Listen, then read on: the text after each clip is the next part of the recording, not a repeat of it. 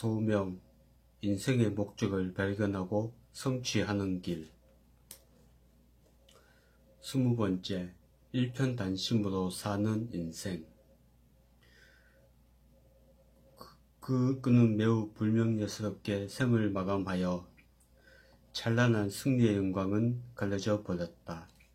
그의 시대에는 살아남지 못해서 자기 이야기를 하거나 명예를 구하지 못했을 뿐이다.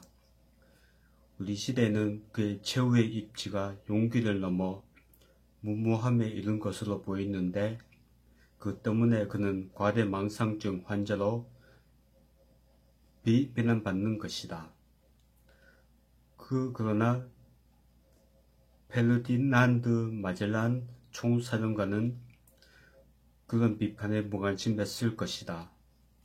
남아메리카를 돌아가는 길을 최초로 발견했고, 그것이 마젤란 해협이다.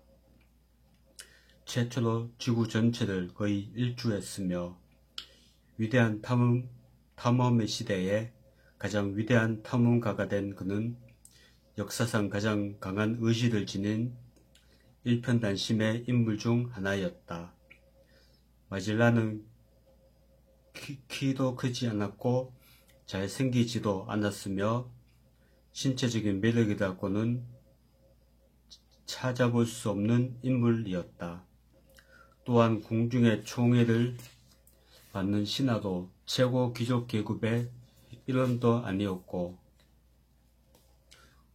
궁중의 예도에 정통한 사람도 아니었다.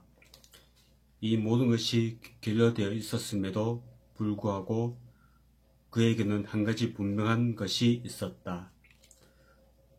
그는 불타는 내면의 비전이 있고 경건한 신앙으로 연단된 꿈꾸는 인물이었다. 그래서 동료 사령관의 표현에 따르면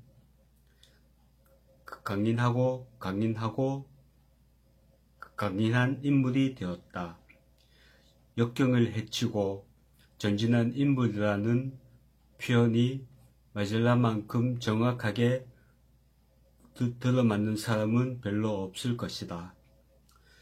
1519년 9월 마젤란이 배 5척과 선원 265명으로 이루어진 몰루카의 무적 함대를 이끌고 스페인을 출항했을 때만 해도 그 여행이 3년이란 긴 세월이 걸릴 줄은 상상조차 못했다. 그가 애초에 계획했던 2년도 아니었고 단 한 척의 배만 돌아올 줄도 몰랐으며 그가 죽을 것은 더더욱 예상하지 못했다. 아울러 그는 당대가 혁명적인 시대라는 사실과 자신의 발견이 지닌 굉장한 의미에 대해서도 잘 몰랐던 것 같다. 그는 탐험가였고 새로운 곳을 발견하는 것이 그의 직무였다. 그런데 그의 전기작가들이 지적하듯이 그는 그것을 발견하기 전에는 자신이 무엇을 찾고 있는지조차 확신하지 못했다. 놀라운 사실은 마젤란이 자신의 진짜 동기를 스페인 왕궁의 후계인들에게조차 밝히지 않았다는 점이다. 그는 카를로스 1세, 카를 5세로서 신성 로마 제국의 황제로 선택된 그 1세를 알련했을 때 세계 일주 항해에 관해 언급하지 않았다.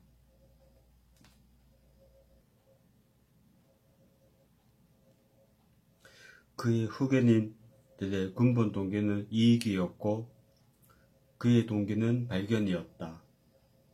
그들은 그 항해에서 향로를 획득하여 부유해지려고 했다. 한편 마젤란은 아메리카를 돌아가는 길을 통해서 지구를 한 바퀴 항해함으로써 세계가 둥글다는 것을 보여주려 했다. 종교개혁 및 르네상스의 세계는 여러가지 면에서 혁명적인 성향이 강했는데 특히 종교, 예술, 과학, 상업의 영역이 그러했다. 그러나 발견의 시대보다 더 중요한 혁명은 없었다. 유럽의 남서부 해안에서 출항한 수백 척의 작은 배들이 30년이란 짧은 기간 안에 세계에 대해 새로 발견한 것은 당시까지 전 세계가 발견한 모든 것보다 더 많았다. 근대 세계는 루터, 에라스무스, 마키아벨리의 펜, 다빈치와 미켈란젤로의 붓, 코퍼니쿠스의 망원경 못지않게 그 항해사들을 통해 탄생하였다.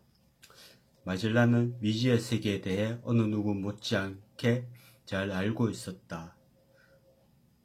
그는 바다에서 잔뼈가 굵고 온갖 고초를 겪었기 때문에 한 번도 항해한 적이 없는 해역에서도 바람과 파도를 다루는 기술이 탁월했다.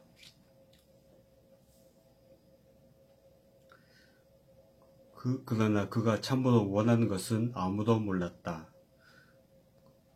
그는 당시 이미 알려진 대서양에서부터 미지의 태평양으로 항해할 수 있는 통로, 남쪽 어디엔가 있는 것으로 추정되는 그 해역을 찾기 원했다. 마젤란의 획기적인 항해의 절정은 수세대에 걸쳐 학교에서 가르쳐왔다. 그가 우루과이 해변의 리오델 플라토를 발견하고는 그것이 포구이지 자기가 찾고 있던 통로가 아님을 알고 느낀 굉장한 실망. 그때 3명의 스페인 귀족이 일으킨 반란에 대한 무참한 진압, 그리고 유난히 한 번도 항해한 적이 없는 남극을 향해 남쪽으로 계속된 항해. 1520년 10월 모든 선원이 심한 절망에 빠져 있을 때 드디어 마젤란 해역 발견. 태평양을 처음 보는 순간 흘린 값진 눈물. 그리고 지구상 최대의 대양을 가로질러 장장 2160km에 달하는 거리를 항해한 믿기 어려운 일 등 무슨 일이 일어나든지 마젤란의 반응은 한결같이 항해를 계속하라, 항해를 계속하라 것이었다. 승무원들이 얼마나 좌절했든 그들의 반응이 어떠하든 간에 그는 카를로스 왕에게 한 약속을 지키려 했고 항해를 계속하라고 외쳤다. 선원들은 쇠약해지고 창고는 바닥이 나고 항해는 엉망이 되고 장비는 낡고 뜨거운 햇빛은 무자비하게 내리쬐었을 것이다. 그러나 그는 결코 위축되지 않았다. 항상 항해를 계속하라, 항해를 계속하라는 명령뿐이었다. 1521년 3월 6일 마침내 마젤란의 함대는 육지를 보게 되었다. 먼저 괌을, 그 다음에는 필리핀을. 그러나 애석하게도 한편으로는 이해할 만하지만 마젤란은 자신이 이룩한 업적에 대해 강렬한 종교적 희열에 들떠 있었다. 그래서 그는 불운한 원주민들을 강제로 개종시키고 굉장한 악조건에도 불구하고 무모하게 다른 섬을 공격했다가 자기 목숨마저 잃고 말았다. 결국 마젤란의 배는 고향으로 돌아왔으나 마젤란은 영영 돌아오지 못했다. 그에 기한 트리니다드호는 폭풍에 파손되었고 5척의 배 중 마지막으로 남은 빅토리아호만이 26톤의 향로를 싣고 절뚝거리며 고향 세벨로 귀향하였다. 처음에 승선했던 승무원 265명 가운데 불과 18명의 유령 같은 생존자만이 62,900km에 달하는 세계 일주 항해를 완수했다. 그들이 이룩한 것은 기적이었다고 그들의 동포들은 말한다.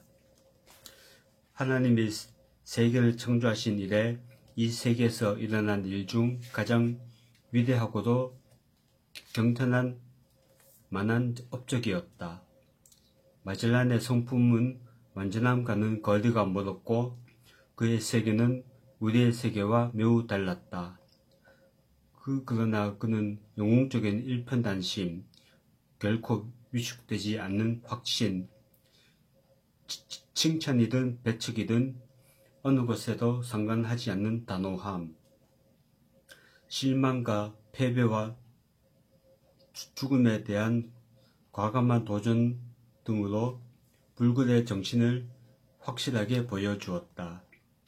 그의 이야기는 소명이 지닌 또 다른 측면을 잘 보여준다. 소명은 다원화를 강요하는 현대의 압력에 정면으로 대항한다. 예수님의 부르심은 이 힘겨운 시대에 초점 있는 삶을 사는데 꼭 필요한 우선순위와 관점을 제공하기 때문이다.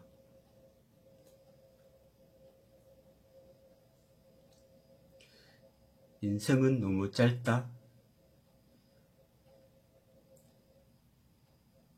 다원하라는 또 하나의 불편한 단어는 현대세계가 신앙에 대해 행사하는 세 번째로 큰 압력을 나타내는 전문 용어다. 다원하란 선택과 변화의 확산이 선택안의 수를 급속히 배가시키는 과정을 뜻한다. 이것은 현대사회에서 소비상품에서 대인관계 그리고 세계관 및 신앙에 이르는 사적인 영역의 모든 차원에 걸쳐 영향을 미친다. 세속화와는 달리 다원화는 전혀 새로운 것이 아니고 이해하기 어려운 것도 아니다. 교회는 1세기의 고도로 다원화된 여건 속에서 탄생하여 부흥하였다.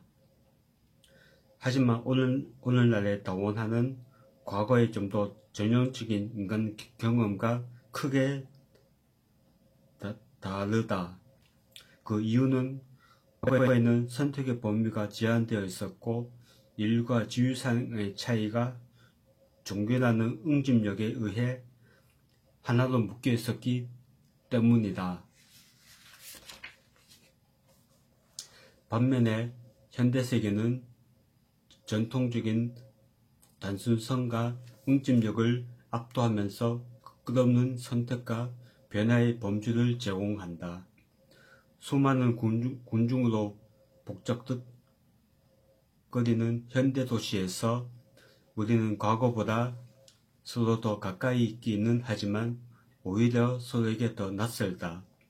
오늘날은 지식의 폭발로 인해 다른 민족, 장소, 시대, 정신을 과거 어느 때보다 더 쉽게 접할 수 있다. 그러나 그 모든 것을 해석할 수 있는 일관된 지혜는 찾을 길이 없다. 현대의 교통수단은 우리를 세계 어느 곳에든 데려간다. 현대의 대중매체는 버튼 하나만 누르면 온 세계와 우리를 현혹시키는 수많은 선택안을 보여준다. 현대의 비즈니스는 세계 전역에서 생산된 상품을 동네에서 구입할 수 있게 해준다. 이처럼 선택과 변화가 급격하게 많아지고 빨라짐에 따라 우리는 다양한 차원에서 영향을 받게 되었다. 남의 것에 대한 인식이 더욱 높아지면서 우리에게 가능한 것이 무엇인지를 더욱 의식하게 된다. 그들의 음식, 그들의 관습, 그들의 확신이 우리의 선택, 우리의 가능성이 될 수 있다. 삶은 마치 셀 수 없을 정도로 많은 음식이 줄비한 뷔페 식당과 같이 되었다. 그리고 이보다 더 중요하게는 선택은 그저 마음의 상태로 그치지 않는다. 선택은 하나의 가치, 하나의 우선순위, 하나의 권리가 되었다. 현대적이 된다는 것은 선택과 변화에 중독되는 것을 뜻한다. 이런 것들이 현대적인 삶의 본질로 여겨지고 있다. 다원화의 역량 중 어떤 것은 규모하고 파괴적이다. 예를 들면 선택과 변화의 증가는 헌신과 연속성, 모든 사람과 모든 것에 대한 그 연속성의 감소를 초래한다. 그래서 반드시 해야 할 의무가 선택적인 것으로 변하고 주어진 것이 선택된 것인 양 착각하게 된다. 한편 너무나 분명한 영향도 있다. 즉 선택과 변화의 증대는 이내 파편화, 포화 상태, 가부화의 느낌으로 이어진다. 한마디로 말해서 현대세계는 너무 많은 선택안이 있고 관계할 사람이 너무 많고 할 일이 너무 많으며 볼 것이 너무 많고 읽을 것이 너무 많으며 따라잡을 것과 따를 것이 너무 많고 살 것이 너무 많다. 어느 것을 선택하든 나름대로 의문이 생기게 마련이다. 그래도 괜찮을까? 그럴 수 있을까? 그래야 할까? 그렇게 할까? 그렇게 하지 말까? 그렇게 한다면? 그렇게 하지 않는다면?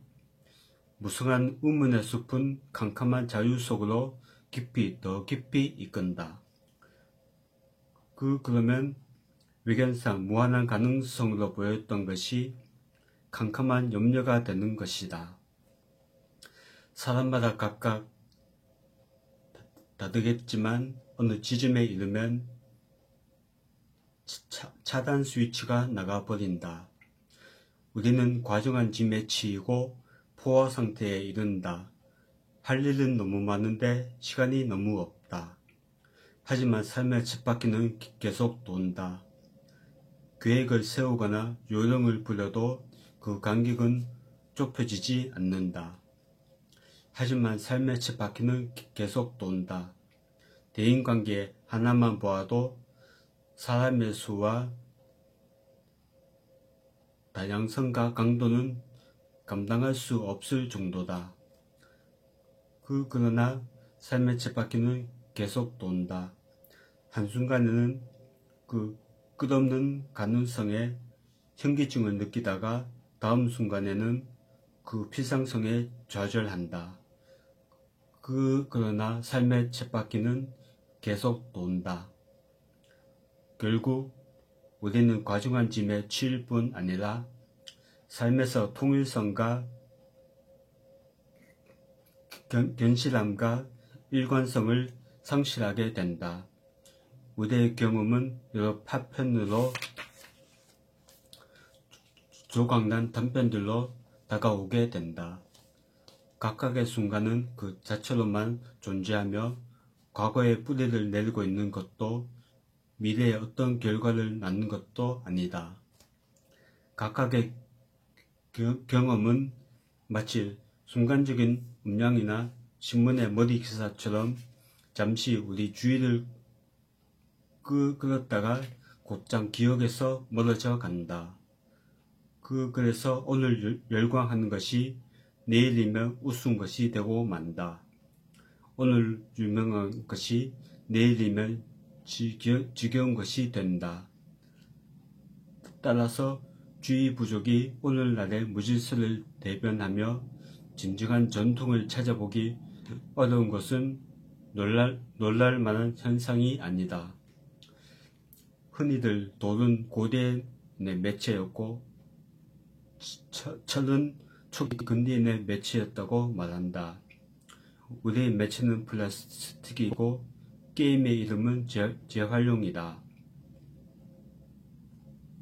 단 하나의 유일한 것과 영혼이라는 말은 진부하고 더 많은 여시가 필요하다라는 것이 오늘날 가장 흔한 변명이다.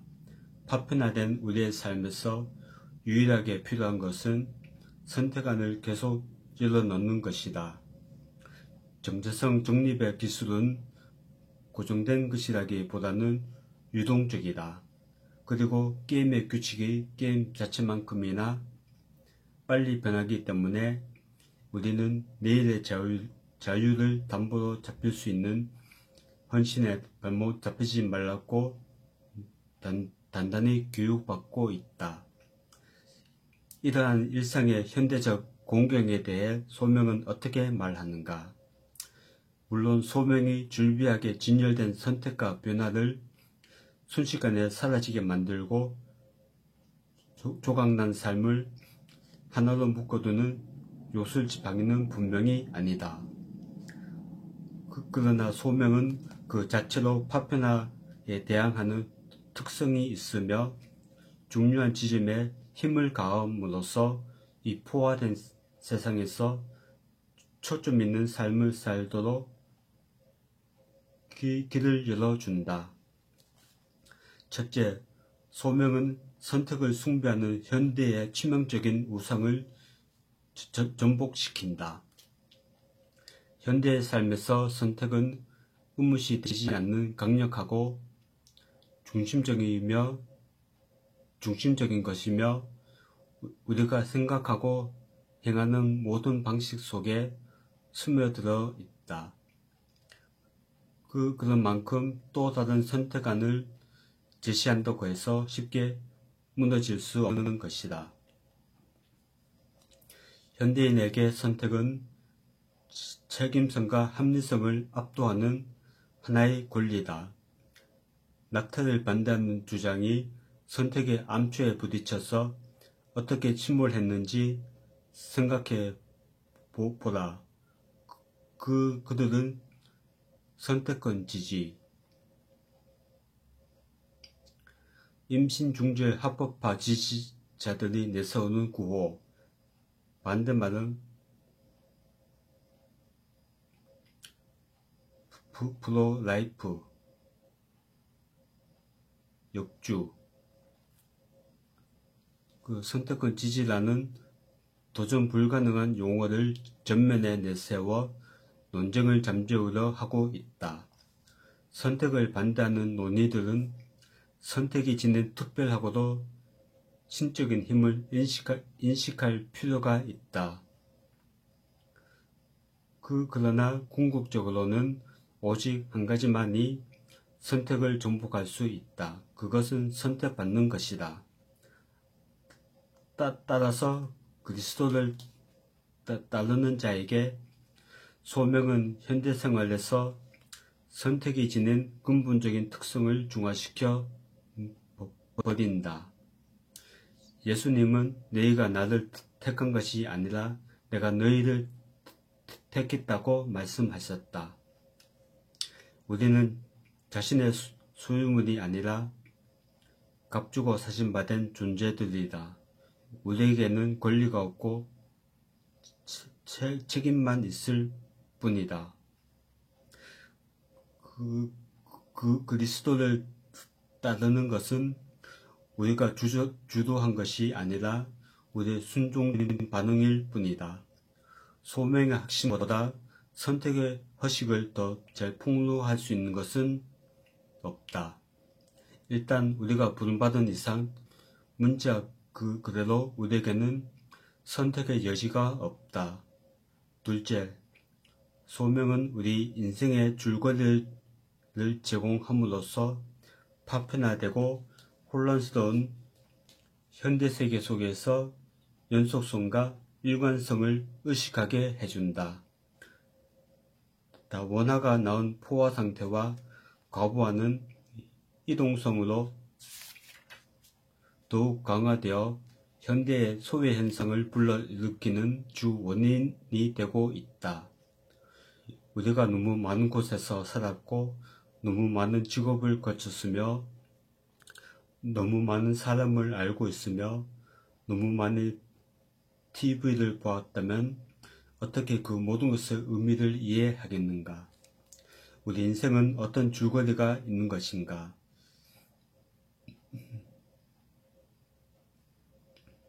아니면 그저 건전하고 격렬하며 아무것도 의미하지 않는 그 경험의 뒤범벅에 불과한가? 우리는 역사가 아놀드 토인비가 표현한 바 한 가지 지긋지긋한 것에 이어 또 다른 지긋지긋한 것을 말하도록 저주받은 존재들인가? 아니면 우리의 이야기는 뒤죽박죽된 혼란에도 불구하고 어떤 의미가 있는 것인가? 우리가 이런 딜레마를 느낄 때마다 소명은 현대의 이동성이 있기 전에 이미 유랑민이 존재했고 소명이 그들에게 의미를 부여해 주었음을 상기시켜 준다. 아브라함은 갈대아 우르를 떠났고 어디로 가는지도 모르는 채 하나님의 부르심을 쫓았다. 이스라엘 백성은 낮에는 구름 기둥, 밤에는 불 기둥을 따라 길도 없는 광야를 건넜다. 두 경우 모두 그들의 방향 감각과 의미의 발견은 오직 하나님의 소명으로부터 왔지 그들의 예견, 지혜, 상황 파악 능력에 의한 것이 아니었다.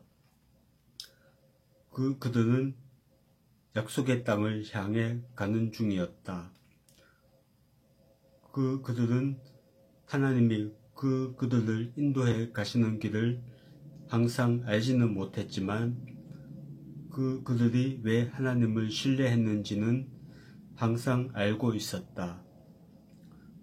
그분의 말씀이 그 약속이었고 그분의 지심이 그 길이었던 것이다. 오늘날은 이와 전혀 다른가? 우리는 모두 다시 유랑민의 신세에 처해 있다. 우리는 한 도시에서 오랫동안 살 수도 잠시 살 수도 있다. 우리 직업은 수입이 적을 수도 상당히 많을 수도 있다. 우리의 친구 관계는 풍성하고 유쾌할 수도 있고 혹은 빈약하고 실망스러울 수도 있다. 우리의 일은 들쭉날쭉 할 수도 있고 혹은 화려할 수도 있다. 그러나 그리스도 따르는 자에게는 그 어느 것도 인생의 의미를 최종적으로 결정할 수 없다. 참으로 중요한 것은 소명을 쫓아가는 것이다.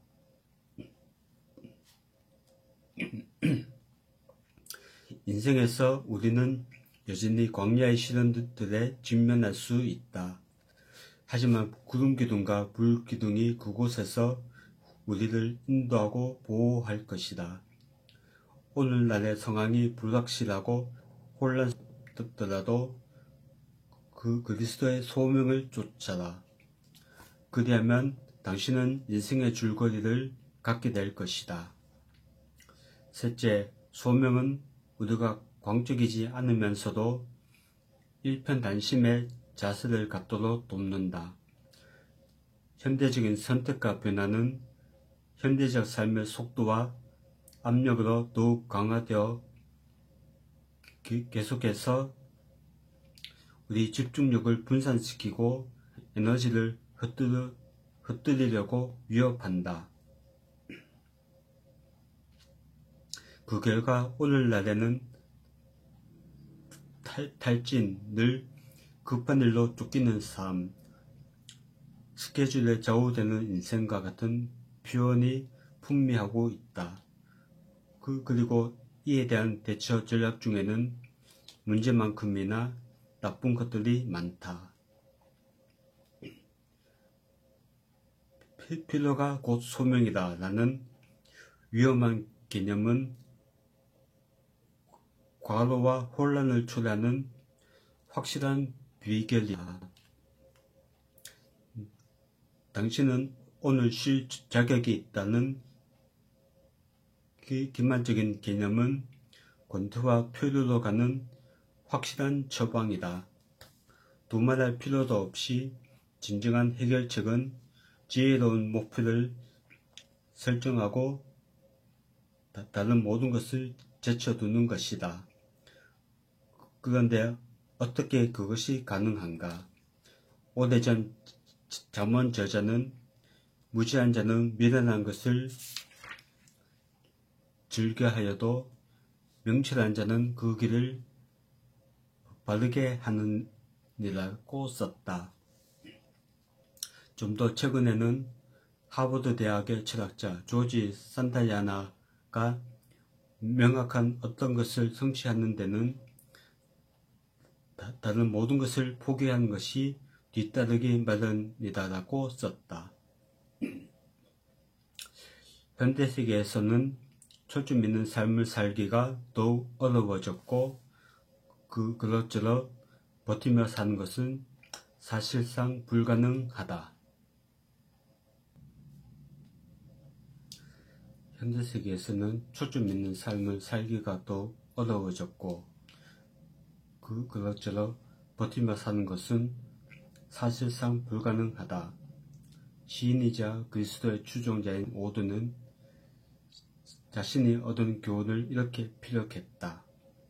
오늘날 예술가가 어떤 것을 성취하려면 시간 사용해서 의식적으로 엄격해지는 법을 배워야 한다. 이전 시대라면 이는 신경과민이자 이기적인 모습으로 비쳤을 것이다.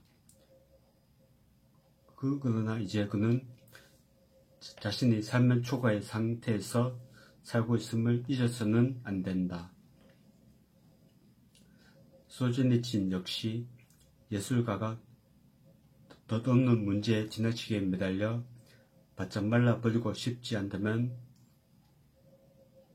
다른 방도가 없다고 하며 동의했다.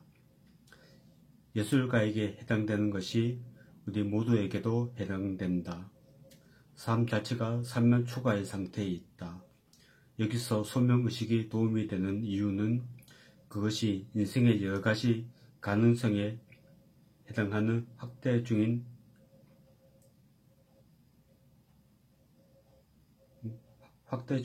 동심원들의 중심을 직시할 수 있는 눈을 제공하기 때문이다. 현대생활은 우리에게 끝없는 일들, 우리가 할 수 있는 것, 우리가 하기 좋아할 만한 것, 우리가 해야만 한다고 다른 이들이 말하는 것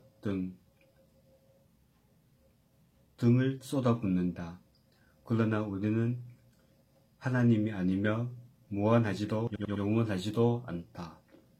한마디로 우리는 매우 유한한 존재다.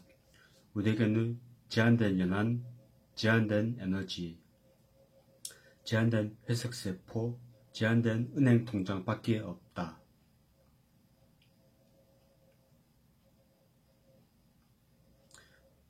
무엇을 하기에 인생은 너무 짧다는 말은 마침내 인생은 너무 짧다는 어구로 줄일 수 있다. 그러나 우리가 자신의 재능과 소명에 맞게 기여하고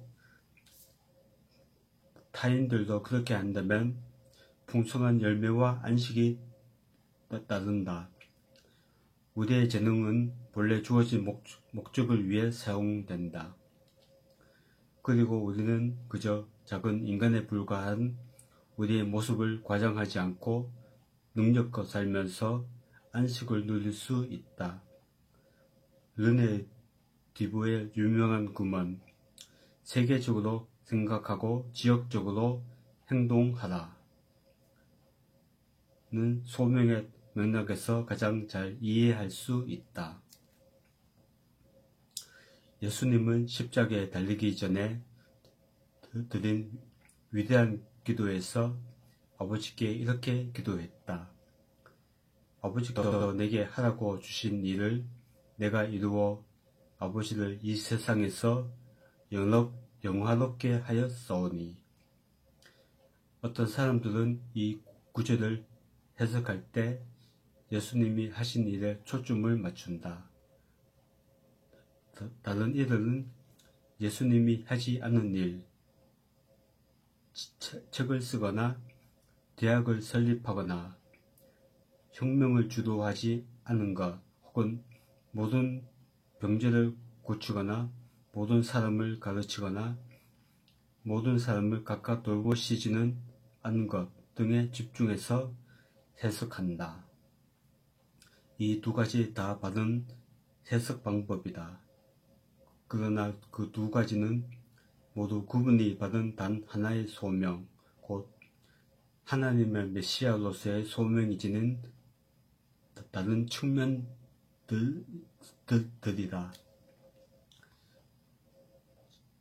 재능과 소명에 초점을 맞춘 이상적인 삶은 작가 도로시 세이어즈에게 굉장한 의미가 있었다.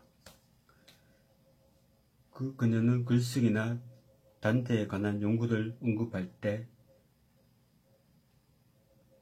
데니슨이 표현했듯이 나에게 맞는 분명한 소명이라고 느낀다고 말했다. 그러나 세이어즈가 처음부터 그처럼 분명하게 느낀 것은 아니었으며 그처럼 분명하게 마무리하기도 쉽지 않았다. 그녀가 옥스퍼드 출판인이자 책 판매업자인 바실 블랙윌 밑에서 일했을 때 그는 그녀에 대해 억지로 마구에 채워진 경주마같이 어울리지 않는 일을 하고 있다고 묘사했다. 또한 세이어즈는 일단 소명을 찾은 이후 그것을 꼭 붙잡는 것이 결코 쉽지 않다는 것을 경험했다. 성직자들이 툭하면 그녀에게 가든 파티를 요청해서 글쓰기를 방해했기 때문에 그녀는 붕괴했다. 어떻게 그들이 감히 그 그리스도인의 소명을 운운하는가? 그들은 글쟁이로서의 나의 소명을 탈취해서 단지 내 이름이 알려졌다는 이유로 전혀 소명도 재능도 없는 일에 시간을 낭비하도록 요청하고 있으니 말이다. 세이어즈는 기독교 변증가로 유명해진 그녀를 교회 지도자들이 이를 강요할 때도 불쾌해했다. 우리는 당신을 이 세대를 향한 선지자로 삼아 당신이 원할 때는 언제든지 사용할 수 있는 마이크를 주어야겠소. 그녀는 친구에게 이렇게 썼다. 이런 일을 할 때면 이것은 내가 해야 할 일이 아니고 마치 나 자신의 인격을 침해하는 위험한 짓을 하고 있다는 느낌이 강렬하게 든다. 영예는 유명세나 가치 있는 프로젝트만큼이나 우리를 미혹한다. 1951년 윈스턴 처칠이 수상으로 복권했을 때 그는 집무실에서 C.S. 루이스에게 대영 제국의 훈작사가 되어달라는 글을 보냈다. C.S. 루이스는 처칠을 존경했지만 그 제안을 거절했다. 그의 소명이 영예와 타협할 여지가 있었기 때문이다. 내 종교적인 글들은 모두 가정된 반자파 선전용이고 서작 임명부에 내 이름이 오르면 자기들의 입지가 강화될 것이라고 말하는 악한들과 또 그렇게 믿는 바보들이 있기 마련이다. 그러므로 내가 거기에 오르지 않는 편이 더 낫다. 소명의식은 당신의 삶에서 궁극적인 나침반인가? 1941년 T.S. 엘리어트는 인생이 단 하나의 동기만 표명할 수 있을까? 라고 물었다. 그에 속한 것이라면 대답은 아니다이다. 우리는 평생에 걸쳐 단 하나의 동기만을 지향하고 견지할 만큼 지혜롭지도 순수하지도 강하지도 않다. 그 길에는 광신이나 실패만이 있을 뿐이다. 그러나 단 하나의 동기가 하나님의 소명으로 말미암는 것이라면 대답은 예이다. 어떤 상황에서든 오늘이든 내일이든 우리를 향한 하나님의 소명은 우리 인생에 불변하는 궁극적인 근원지이자 내용이요 이유이자 목적지이다. 소명은 하나님에 대한 긍정이요 현대의 혼란스러운 요구에 대한 부정이다. 소명이야말로 우리 인생의 줄거리를 파악하는 열쇠이고 혼란한 세상에서 수수께끼 같은 우리 존재의 의미를 풀어내는 열쇠다. 묵상 질문. 당신은 과중한 짐을 진 채 파편화되고 포화된 삶을 살고 있지는 않는가? 당신은 필요를 채워달라는 소리에 이끌려 이리저리 정신없이 뛰고 있지는 않는가?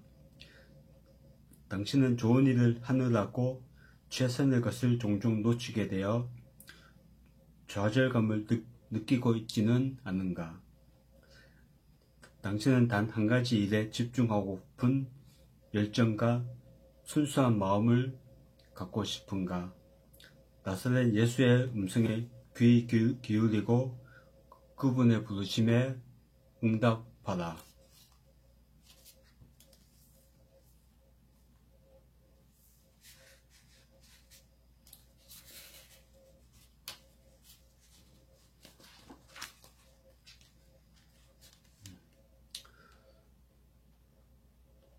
토론 문제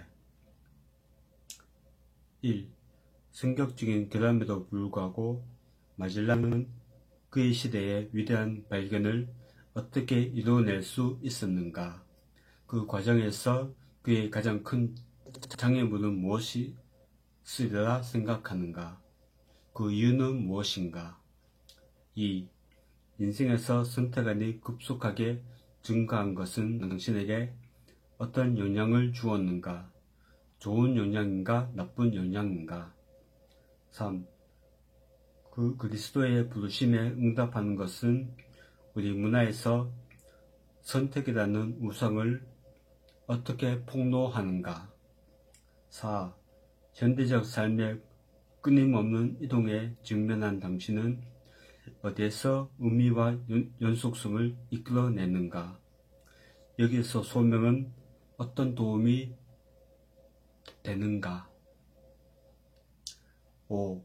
현대세계에서 광신적이지 않으면서도 초점 있는 삶을 사는데 소명의 핵심적인 이유는 무엇인가? 6. 당신의 목표를 성취하는 일에 당신은 얼마나 성공하였는가? 당신을 방해하고 압도하는 것은 무엇인가? 성경 읽기. 빌립보서 3장 3절에서 14절을 읽어라. 바울이 지니고 있는 목표는 무엇인가? 그는 왜 이전에 이룬 성취들이 쓸데없다고 말하는가? 바울이 그리스도를 믿는 신앙을 설명한 것에서 당신은 무엇을 깨닫는가?